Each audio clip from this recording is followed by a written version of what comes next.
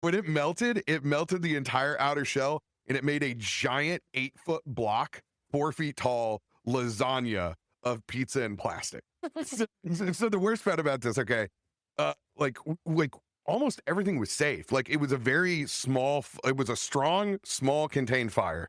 But Yeah. whenever they put the fire out, they will usually cut a hole to relieve like pressure and heat. The hole that they cut was exactly my room, and they gave me the Buffalo Bill treatment, and they took that hose up there and they turned that hose on. Dude, sliced my bed in half, cut cut all my clothes, and destroyed my original like Pentium 2 that I ran like Diablo 2 on. Just destroyed, man. Gamertagged.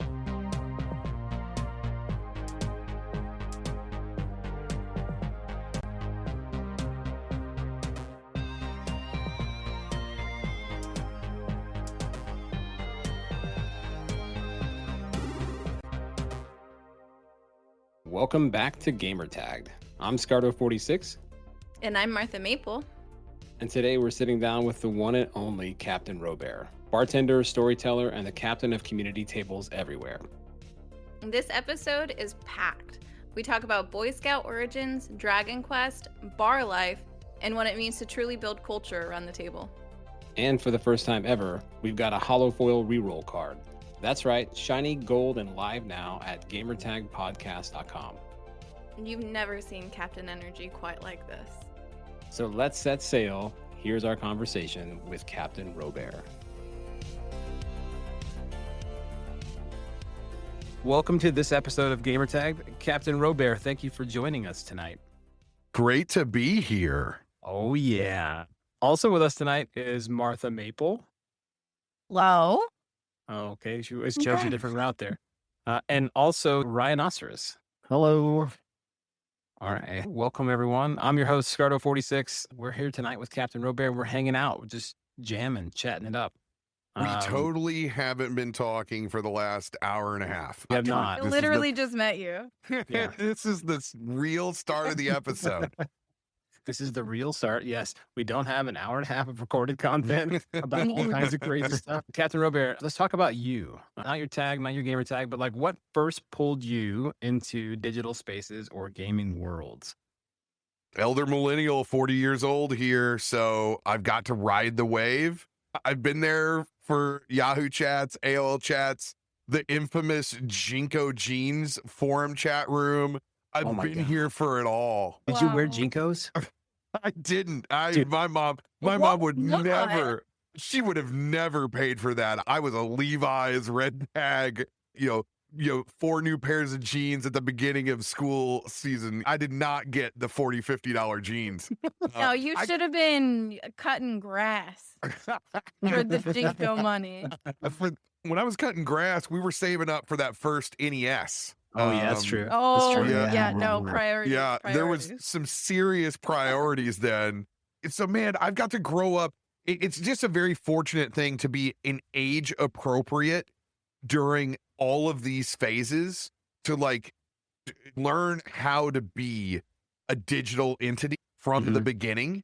It's just such an advantage to know, be a child in the old world, get to have my own innocence and protection to make mistakes and not be in the public eye, and to have my village raise me and curb my behavior and really form a person that I am before I even get to put myself on a platform. I was there when College Humor was in the Party Picks game. This is a crazy era. Long before the Dropout days, they had a place where you could dump your digital pictures from the party the night before. This is pre-Facebook. So there's some early RoBear that no one will ever notice or identify, because in the early 2000s is a very unfortunate era for guys. You had to be in your boy band era. And if you weren't your friend group's Justin Timberlake, you were just Joey Fatone with your Pikachu necklace, your horrible high and tight bird's nest in the front, got to be glued. Oh, man. It was a rough era. People don't realize how at that point, we were still so driven by what MTV told you to do, what Carson Daly and TRL told you to do. Those things were all the original influences of culture and mainstream media that told you what you were going to like and what group of people you were going to hang out with, from the movies, media, and music that you consumed. That is all gone now. Yeah. The greatest story that I can tell about this is I have a friend. She raises her child, and she doesn't have any auxiliary forces outside of her to tell her what she is supposed to enjoy. And you know what she loves the most? What? She loves Rush.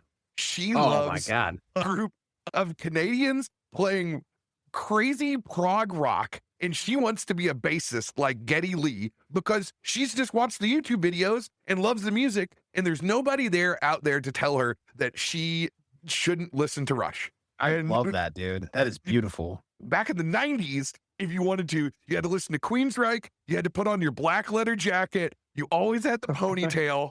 You were one step away from comic book guy. You were like cleaned up comic book guy. Trust me, I've been to a lot of Dream Theater shows. I was that guy. I know what it was like. So it's cool seeing how we've metamorphosized into this world now to where you can be super narrow and just enjoy what you want to enjoy. However, trading that off from the old world where you needed to know a little bit about a lot. And, me having my bartender background, it's important to have that conversation. I can talk to a farmer about the farmer's report at a gas station, and I can also talk about Twitch, PAX East. Right. So that's something that we have lost that now, because you don't have to have that. We have to spend a lot of time with my 5 and 7-year-old nephew to make sure that they get those worldly experiences, because they can just love Paw Patrol now. Yeah. Paw Patrol could be their sole existence. Yeah, stay in that bubble. Yeah, you can be super narrow these days. I've got to ride the evolution, and I got to do it at an age-appropriate level, and I feel like I was there for the Goldilocks zone, and I have to be a good steward to know that either end of it, kind of like in the middle of the balancing scales. Can I ask you what haircut you had back in the MTV days? Because I'll tell you mine if you tell me yours. Once I quit high school football, I grew my hair out the first time. 100%. I'm done. I'm not playing organized sports anymore. I'm walking out like Judd Nelson. Simple Minds is playing in the background. Dude, I went full long hair, but I was clean shaven for most of my life. I did large sideburns, and that freaks people out. Like huge Elvis chops. That was like that ska era too. Yeah. Where folks, so like I was adjacent to that, but I was very much like, I did the long hair metalhead. Like I have Native American heritage. So it was like, I was getting back into my roots with that. And then in college, I was like, all right, this is bad. You are not allowed to be your own person here. You very much have to assimilate. And the Joey Fatone era was rough. It was rough. I had a bowl cut. I had a bowl cut and Jinko jeans and the wallet chain. I had the whole thing going on. Man, you had the corn shirt and the bead, the thick fan bead necklace. Oh yeah. No, I did the puka shell necklace from Yeah, it's still puka shell. Oh God, those got so dirty. They were so disgusting. Dude, I thought I didn't change my driver's license picture for like 15 years, and I had the freaking puka shell necklace on my driver's license forever, dude. What, dude? That's a Horcrux now. That's I'm gonna bring puka shell necklaces back. So when you're growing up, were games a constant for you? You mentioned you were cutting grass to buy the new NES game, but like like super fortunate. I also get to grow up with like the greatest era of gaming.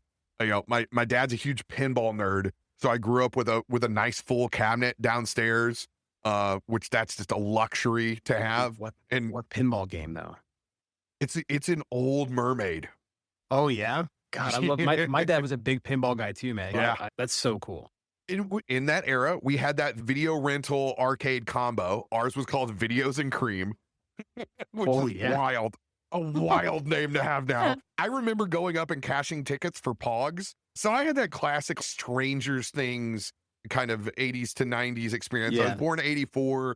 So I was born in the 80s, but when you're in small town America, the 90s were still the 80s. Oh yeah, 100%. Yeah. Like my basement still looks like the basement that I grew up in, still looks like the Stranger Things one, but I was there. I got to have the Atari 2600. I had that growing up.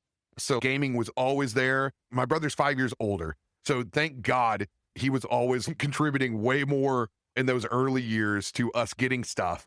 So when we got that first NES, we got Duck Hunt, we had Mario, and we got Dragon Warrior came with it. Because Dragon Warrior came with the Nintendo Power subscription. Oh, yeah. And Dragon Warrior, which is Dragon Quest 1, which, hey, free pop for them. The HD 2D remaster is coming out this fall of 1 and 2. And I'm so stoked to go back down there. I'm playing 3 right now, which I never got to play way back in the day.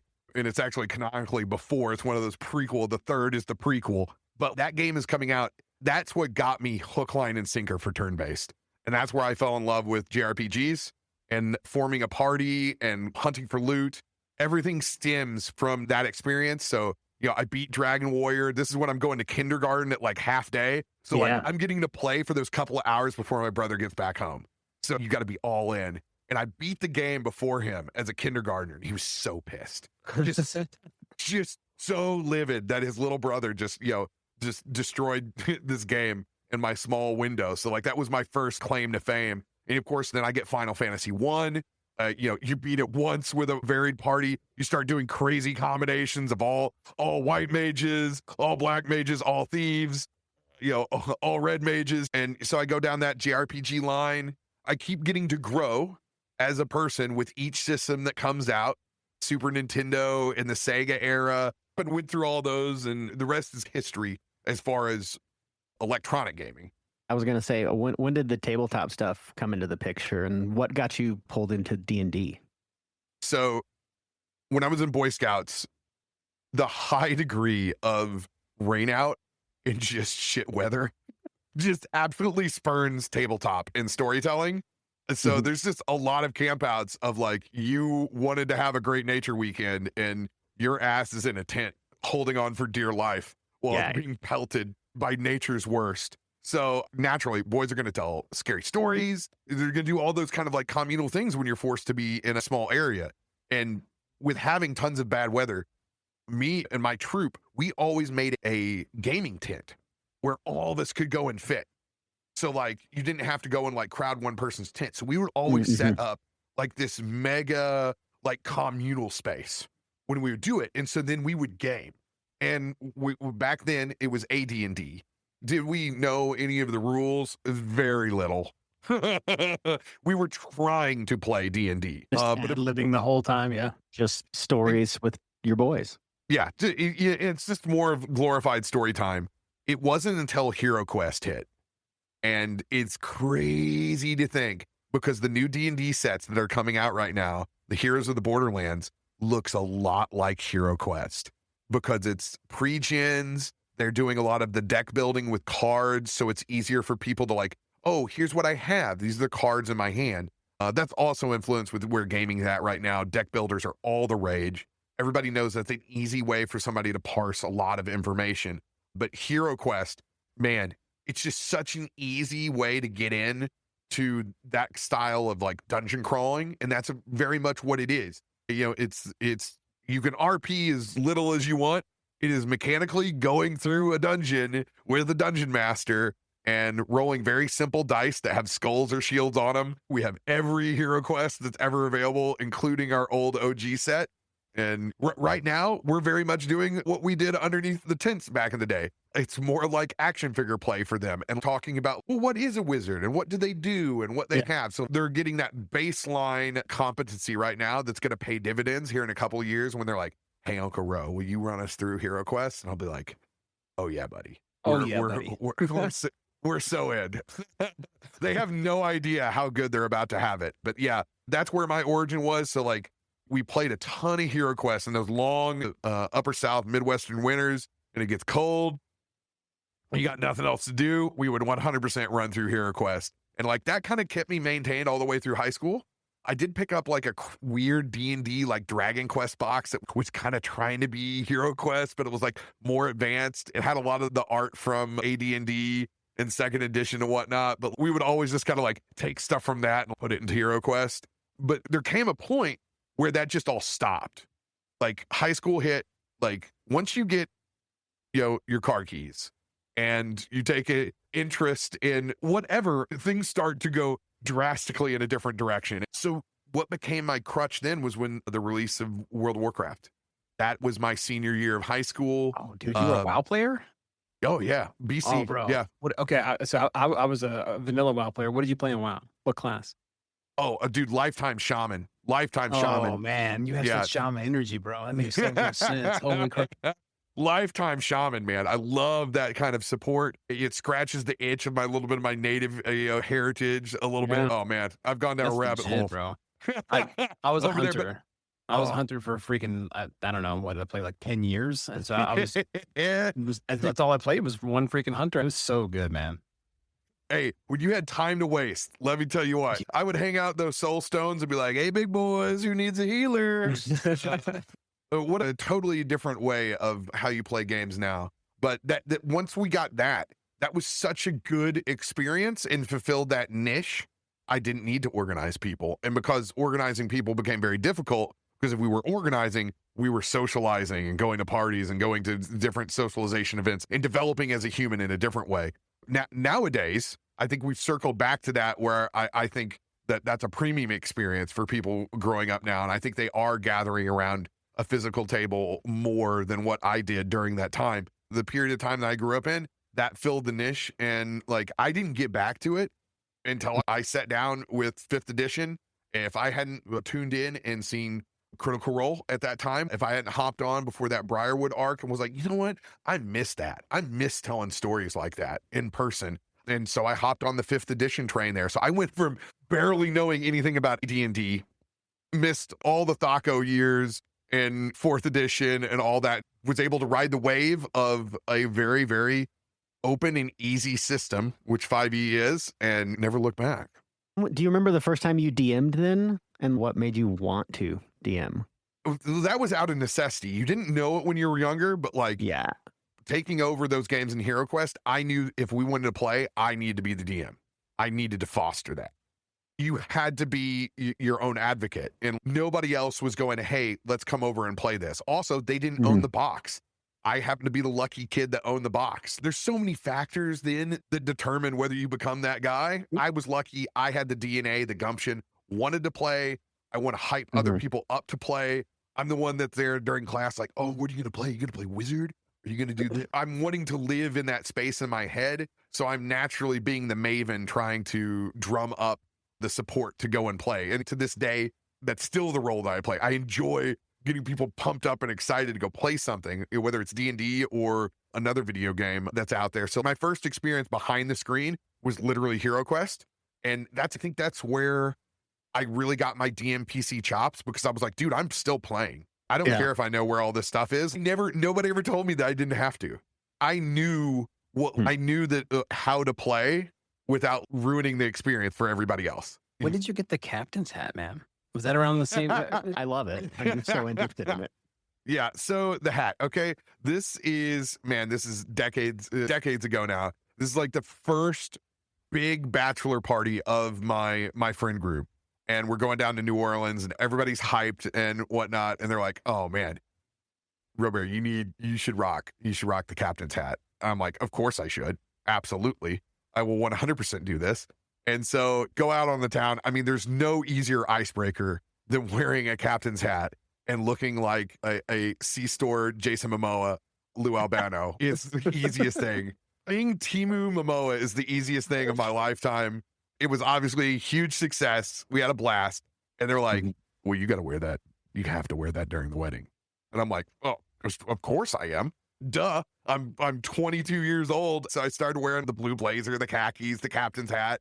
This is pre-beard. This is crazy. I'm coming off my job at Anheuser-Busch, so I got like short hair. So I just look like a normal guy with a captain's hat at this point until the You rest still of it got gets the grown chops out. on, or what, man? Yeah, The chop? still got the Oh, wicked good. chops. Hell Still very much Elvis, but yeah, everything else is just starting to get grown back out again. Yeah. And I keep meeting people as the captain because that's just the easy thing everybody refers to you, because it's like, hey, it's captain. And I keep doing it wedding to wedding to wedding. And everybody knows if you're from a small town, you hit that season.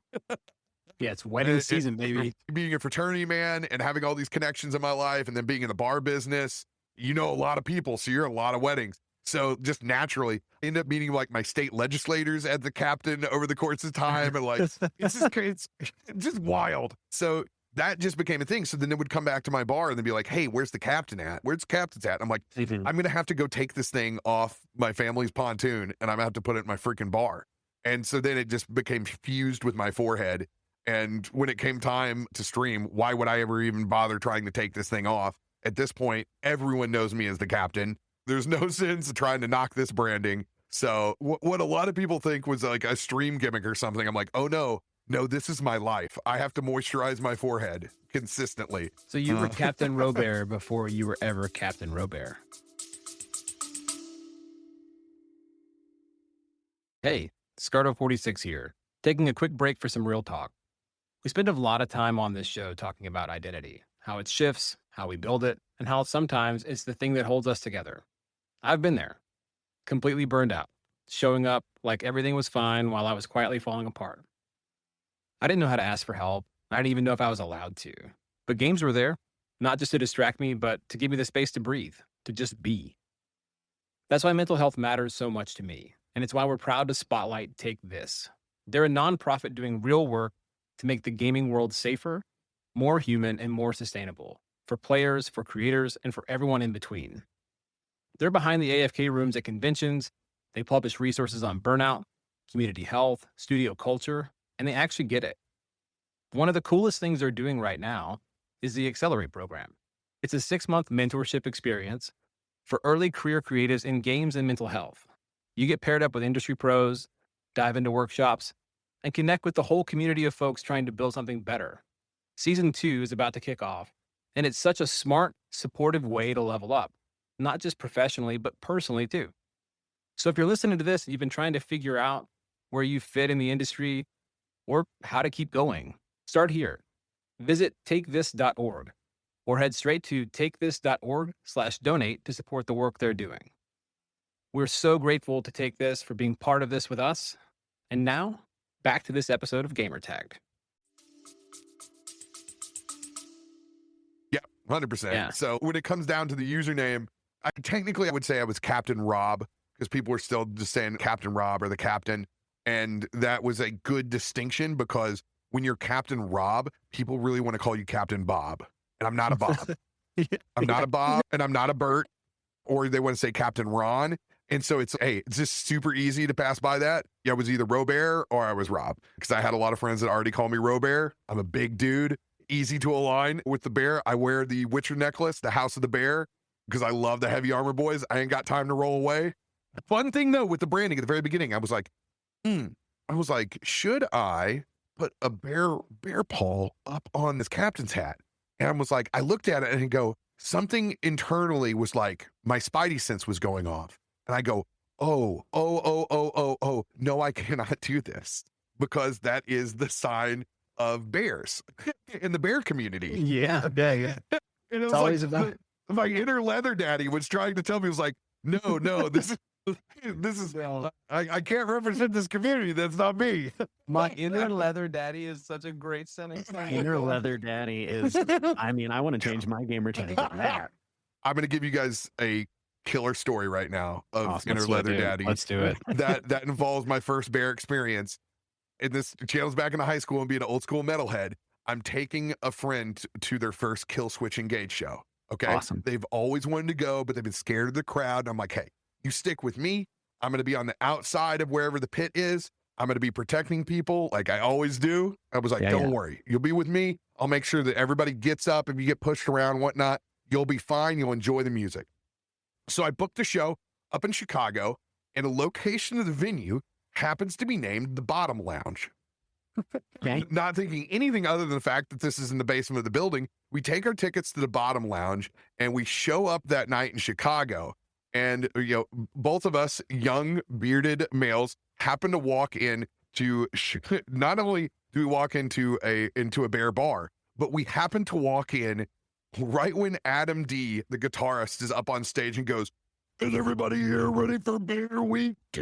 Let me tell you the experience of being a fresh young cub, unwillingly, the greatest night of my life. I mean, maybe there was a few people crossing the line that night with how close and Everyone Intimate. was slamming each other in the pit. But I Yeah, tell you yeah. what, I had no bar tab. It was a wonderful experience with the community and one of the craziest shows that I've ever been to. Oh my God, that sounds amazing. We Bill. were the only people not in leather. It was like a movie, us walking into the show. It's so funny. Me and my buddy still talk about it to this day as like the wildest experience of our lives. That's so crazy, dude. That's awesome. I mean, one night, no one, you said so many things tonight that like stuck out in my head. You said the word pogs, which like resonated like very deep with me. And then Kill Switch Engage. No one talks about Kill Switch Engage and pogs in the same freaking conversation. You've built some really cool ecosystems with Saved by the Spell and Neon Regimes and Marrow Strand. When did this kind of shift from passion projects into more of a creative world for you? Well, I mean, I was in that situation of like, it just didn't matter. It was, the boats were burnt. So I could do really whatever I wanted. I was living off savings regardless. So, whether I was trying to be a creator at that time, the minute I shut the doors to my bar, or I was trying to invent myself in something else, it got to be what I wanted to do in the first place. But before all these shows, you don't get to just do that. Like that's not how the creative economy works. So I've always had, a bar during a distinct moment of my time that was authentically me. Early 20s nightclub scene, yeah, that's what you are. Into a dive bar in your mid 20s, that's what I was. Later retiring into a craft beer bar and not serving another mixed drink ever again in my life, just pouring the beers that I loved. I've always done it from a sense of I'm going to do my best work that's most authentically me. And that's always what's going to make me tick and make me work. That's what carried me through those 3 different, iterations while I was in the bar business. Streaming, you don't exactly get to do that. And that's why I started on Mixer instead of the big pool that was Twitch. I went in there. I knew that I needed to hack attention immediately. I needed to jump on something that was new. And we did co-stream. If you put 4 people together and everybody has 1 or 2 people, all of a sudden you have a chat room. And I knew the secrets. I was very lucky as well. I went to a Guardian Con before it turned into GCX event. I was a Destiny 2 and Destiny player. So I went to that event. That was King Gathalion, Professor Broman, Leah Loves Chief, before she turned to Leviathan, a whole crew of those content creators that I watched because we were part of this Destiny community. And I was a community member back then. We all met down in that bar at the Miller Ale House down in Tampa. And that thing ended up spurning a convention that we just got to our capstone this year of raising $20 million for St. Jude.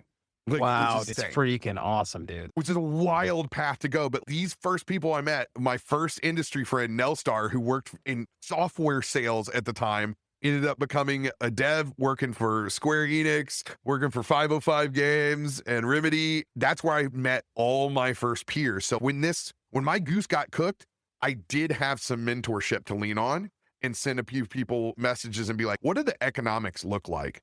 And it was really Professor Broman at that time who was doing a lot of how-to content creation work, running his show that was, if you don't have a stream yet, you should create your community on Mixer. And I was able to take that advice and that strategy, and it worked perfectly to build all the way up into my first moment where I'm asking internet friends, do you want to play Dungeons and Dragons? I knew this was my goalpost. Originally, I thought I was going to bring the people that I played with live together. Absolutely too unreliable to make that happen. You had to find people that were already pre-set up. And that, man, this was the dark days. So when we would go and run those first D&D sessions and Saved by the Spell, which those are people that I know in person that played together.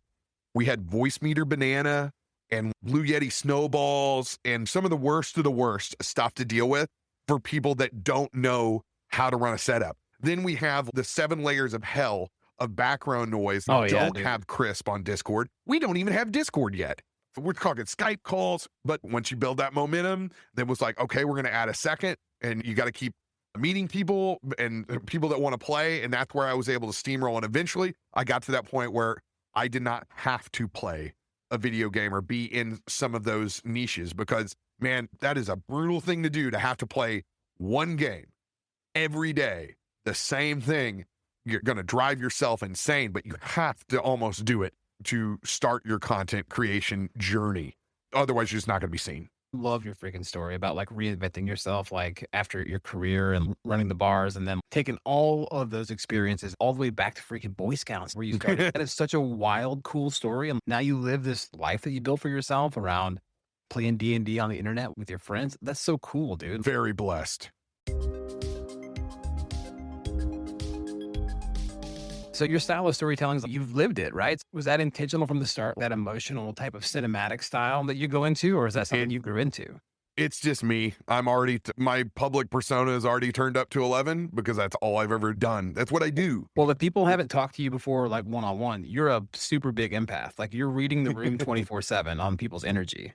Yeah. Yeah. My goal in life has always been to try to make sure everybody in the room is having a good time and trying to be a good host. I have a blast when everybody else is having a blast, and seeing joy and people laughing. Like that's the good stuff. That's what makes you survive this world. That's that first bit of escapism. Sometimes it's just sharing what the human condition is, let alone getting to enjoy escapism or games with people. So you don't need a tabletop or anything else just to enjoy each other's company. And that's the stuff that makes us want to be on this planet. So like I would naturally, I felt that call for that, and that's my natural skill set. So I'm just lucky that there's a place to apply that, and luckily a place to survive and sustain in what is a wild, changing world.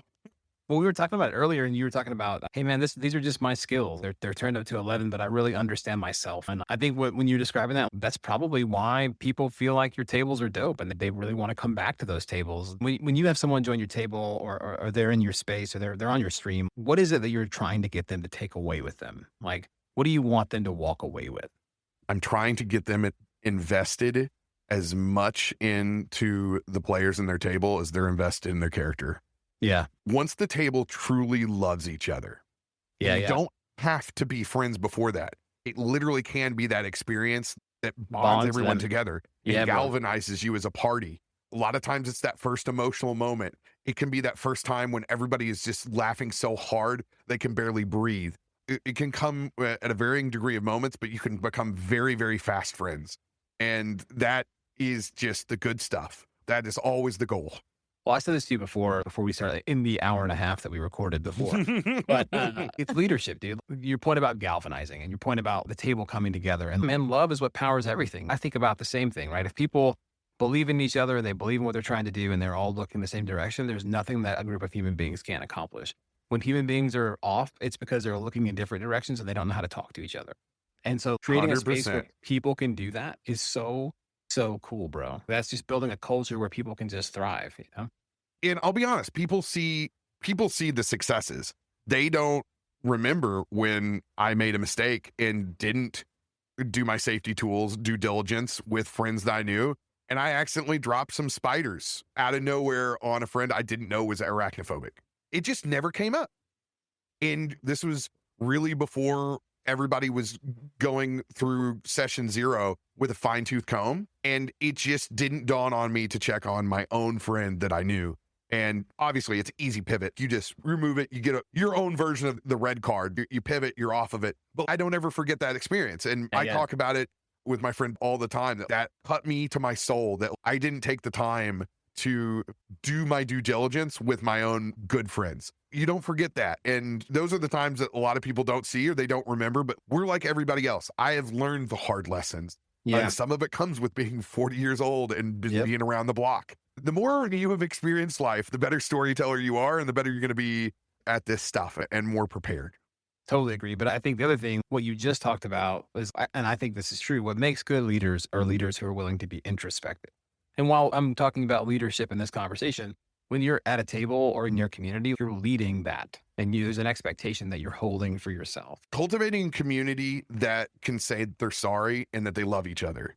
You just... Yeah, dude. That's what I'm talking about. Have to do that. But that is life. You're going to make mistakes. You be the accountable person in the room. And there's a reason why you need accountability. When those hard truths strike hard, those are time to change your behavior. And it's not going to happen overnight. And don't bullshit the bullshitters. Say, I am working on this and I'm trying to be better. People will always appreciate the struggle and the journey. And if you do that from the top, and if you can get everybody to buy in, that it's okay to say, I messed up. I'm sorry. I'm going to try to do better. Once you learn that, you're going to be in a really good spot, whatever you. Dude, I'm all about that. You got to be able to say I'm sorry. You got to be able to say I love you. And those are really two hard things to say. We're all kind of like a bunch of broken crayons, right? I'm the crayon that you use on every single drawing, and you colored a lot, and it's got all the other colors on the top of it. It's rounded off the top. That's me. You know what I mean? I am certainly somewhere in the 12 pack because, hey, homeboy did not get the 64 crayon with the sharpener on the side. I did not grow up inside of the 64 crayon world. Primary colors, baby. There's no Hey, fancy colors in that box. You've Yeah, talked a lot about community building and leading people, but what's something people might not see that it takes to run that space, but to also keep it human? There's 4 hours of prep for a 4-hour D&D session. It's hard when you're a creative because it's the most uninteresting part of your day, but that has to get done. Then actual self-care on top of trying to fill the creative well. That 4 hours needs to be filled back with other pieces of content, whether it's the nature walk, it's watching Netflix, doing all of those things. You have to fill that back in. You have to find your muse. Otherwise, you're gonna get lost in all of this. Those are the behind the scenes things that people don't think about. That's where, unfortunately, how good you are and how disciplined you are is going to quickly start to show. And one of your big questions on here, on this prep sheet is like, oh, if you could re-roll one of your own stats. Hell yeah, I wish I was more disciplined. Absolutely. Absolutely wish I was more disciplined. I have to fight and struggle. I can only be 10% better of the worst disciplined person on the planet. But I have my superpowers because of my rabbit holes and because of what I go down and what I consume and how I treat myself. That's how the creative side comes out. I do not get to have a 20 in all the stats. That's not how this works.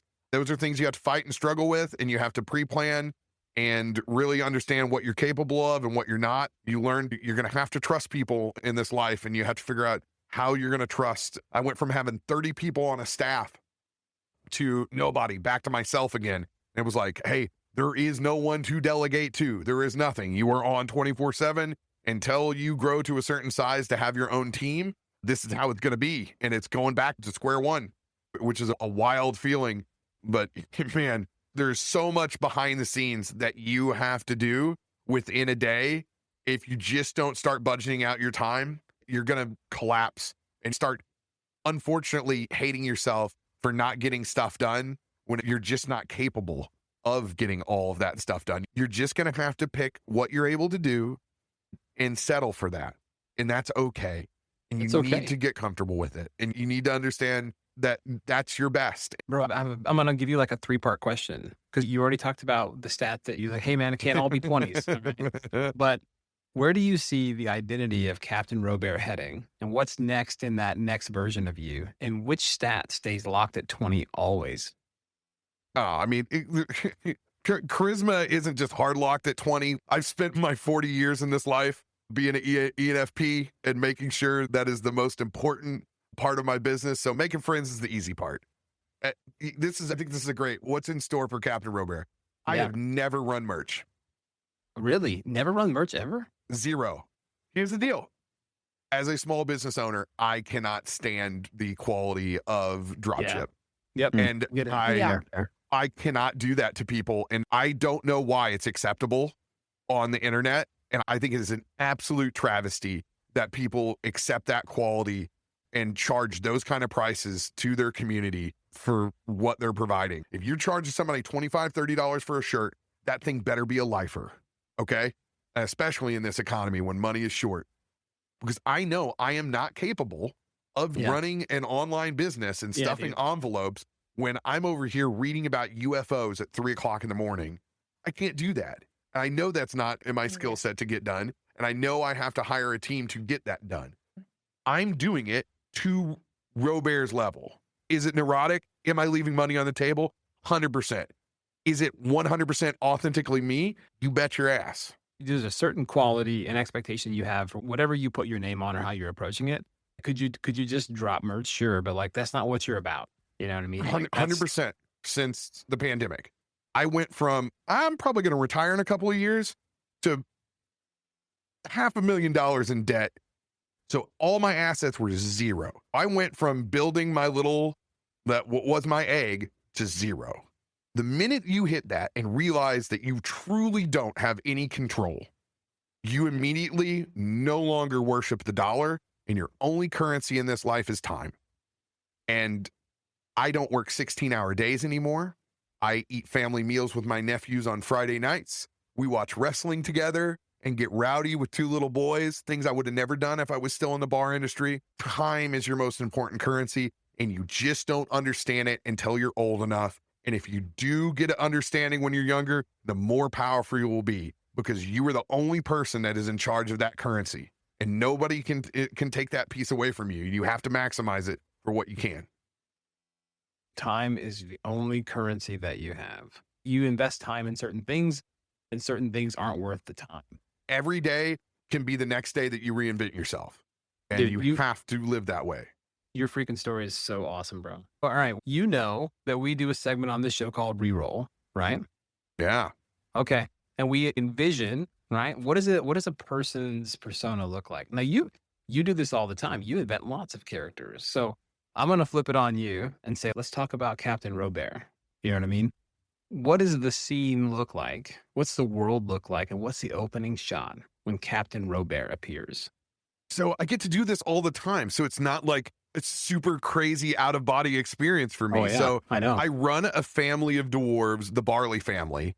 And the Barley family is largely me telling the same story over and over again of me choosing work versus having a family. And it's told in a different way kind of every time, whether it's the experiences of it not working out and having the same priorities as the significant other, or it's getting lost in the sauce and enjoying work so much that you're Peter Panning and you don't care whatever else happens around you. My favorite moments are always when we're gathered around a campfire and people finally really start opening up their character to each other.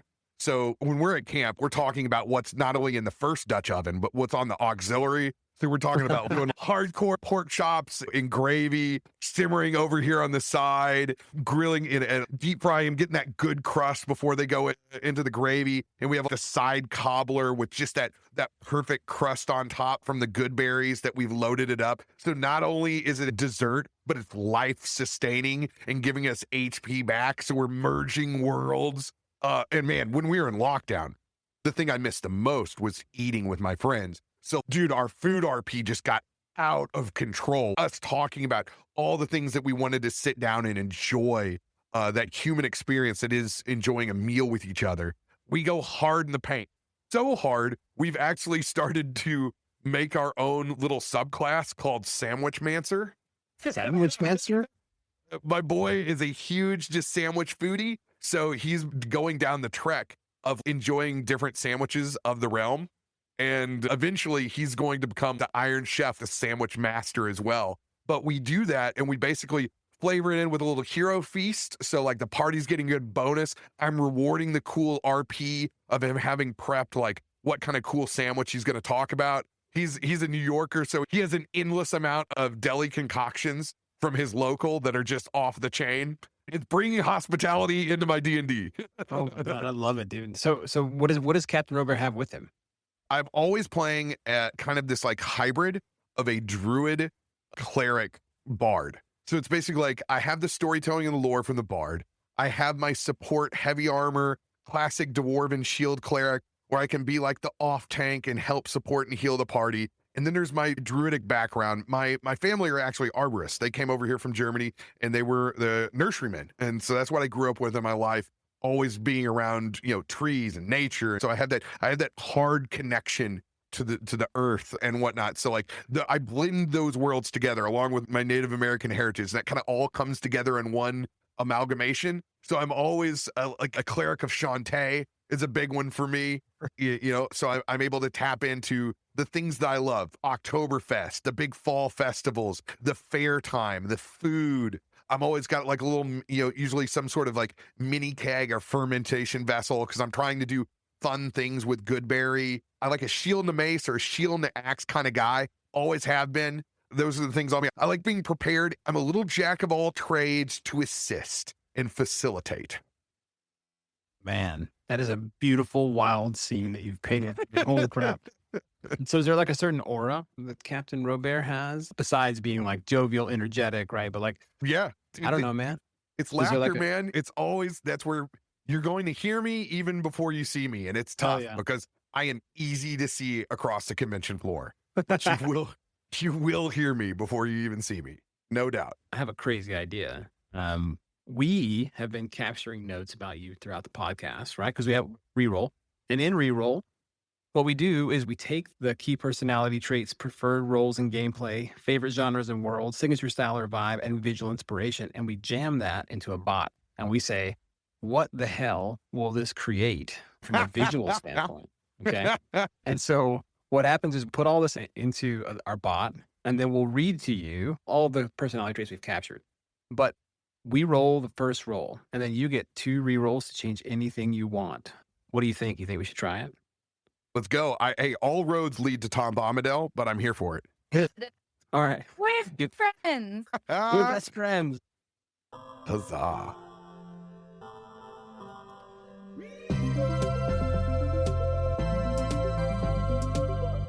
I'm going to show you what we've captured about you. So you can see the prompt before we put it in. We try to capture parts both about your story and where you come from, but also like Captain RoBear. So we're going to mesh those things together. Let's go. And it's going to be wild, potentially. For your key personality traits, we have bartender, clearly. Beer history buff, which I love. You're a storyteller. You're extremely passionate about the things that you love, and it is so fun to hear you talk about them. You're authentic and introspective, and you're jovial. Your preferred roles in gameplay, Captain, clearly. You're super energetic. You're an uncle, a game master, a performer, a builder in many senses, and you're a friend. Oh. Your genres and worlds that we have are HeroQuest, Dragon Quest, D20, Lord of the Rings, and Exandria. I threw that one in. Oktoberfest is a realm as well. Your signature style or vibe is obviously your legendary Captain Pat. Tavern on a pirate ship. Natural 20, I feel like you give very big nat 20 vibes. You're so full of energy. Native American heritage, your Elvis chops. Long hair and beard. Hybrid druid cleric bard, and your hard connection to the earth. The D&D table mixed with a bar top, running your family of dwarves, the Barley family, and exploring those dynamics around the campfire. Top tier food roleplay, shield and mace in hand, aura of laughter. And the extra that I really wanted to include in here that I don't think necessarily falls under any of these categories is that line that you had said, which is just going to do my best work that is authentically me. I love that. I think that is the purest thing you could say. Oh, I love it. So we have no idea what will happen when we hit this button, but you want to find out together? Let's do it. Sweet, bro. All right, here we go.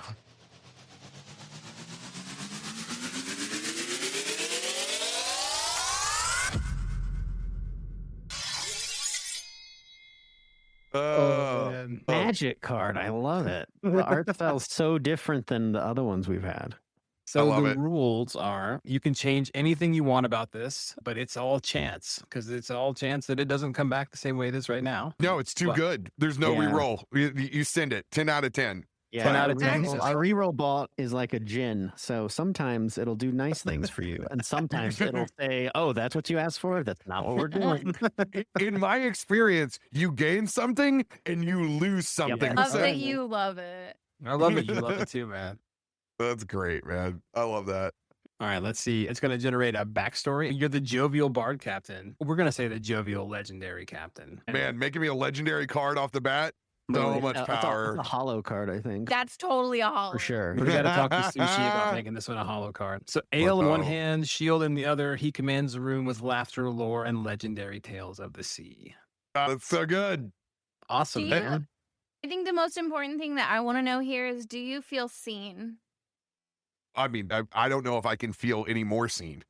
Hell yeah. Awesome. Good. I mean, this is what I am. I am a freshwater captain. When I spend my weekends, I am on my pontoon at Kentucky Lake having a blast with my nephews, and we're sitting, floating, swimming, and having a good time. Captain RoBear, what we do for the last part of the show is we give the floor to you, man. So whatever you want to say to the audience, to folks who are listening, to your community, to anyone, it's your show. So finish us off, brother. Yeah. Hey, you're never too old for new tricks. I will say the craziest thing that's happened to me in streaming in the last month is we went on and played a 15-year-old MMO after we got done streaming D&D, all because one of my friends, Ted, Nerd Immersion, shout out to Ted, who does awesome content. What's up? Ted wanted to play Guild Wars, and he had the itch to play an MMO, and we eventually found out it was a Guild Wars veteran. So I started playing Guild Wars 2 for the first time, and we had probably one of the funnest, most financially successful streams of my career, playing a 15-year-old MMO in the middle of the night on a Monday.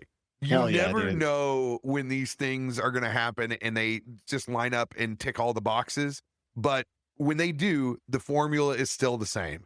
You're seen on Twitch because you're in the right directory at the right time. People can see you on the front page. If you're not on the front page and being that big fish in a small pond, you're going to have to rely on all your other sources to being seen. But every now and then you can put all of the pieces of the pie together that make these things work. Sometimes that's just you and your friend laughing and running around in a 15-year-old MMO in the middle of the night, acting just like you would as if the camera wasn't on, just enjoying each other's company, exploring a game together. And, just call upon everyone whenever you're thinking about getting involved in this space. Come at it as the angle of trying to be your most authentic self and representing that. That is always the secret sauce. It's not being a voice actor from LA. It's about loving people at the table and coming together for something, whatever that piece of content is. That's what makes people want to sit on the couch next to you. And I can't encourage people more or enough to find their North Star in that way, instead of just thinking about dollars, cents, or what people want to watch. That's beautiful, brother. You said it a couple of times tonight, but I'm gonna call it back. If people love each other and they're willing to say they're sorry, then humans can do anything. And thank you for building spaces where people can do that, bro. Hell yeah. Thanks for giving me the platform to run my yapper. You guys are fantastic. It's so much fun. We could have talked for 4 hours. Well, RoBear, thanks for joining us tonight. We really appreciated having you. Thanks for all your time. And you're just freaking awesome, dude. So I'm excited to share the first holo card that we're going to create on Gamertag. And it's going to be you, buddy. I appreciate it. You all are fantastic. Thank you. Thank you so much to Captain RoBear for coming on and sharing his story. That was such a fun ride. Yeah, from boy band haircuts and wild bar stories to the Barley family dwarves, Captain RoBear gave us everything. My favorite part was his reminder that time is the only currency we've really got. That one really hit deep. Yeah, and now he's immortalized as our very first holofoil reroll card. Seriously, go check it out. It's gorgeous. And if you enjoyed this conversation, leaving a review or hitting that subscribe button really helps more people to find the show. Thanks for hanging out with us. We'll see you next time on the next episode of Gamertagged. Transmission ending. Goodbye.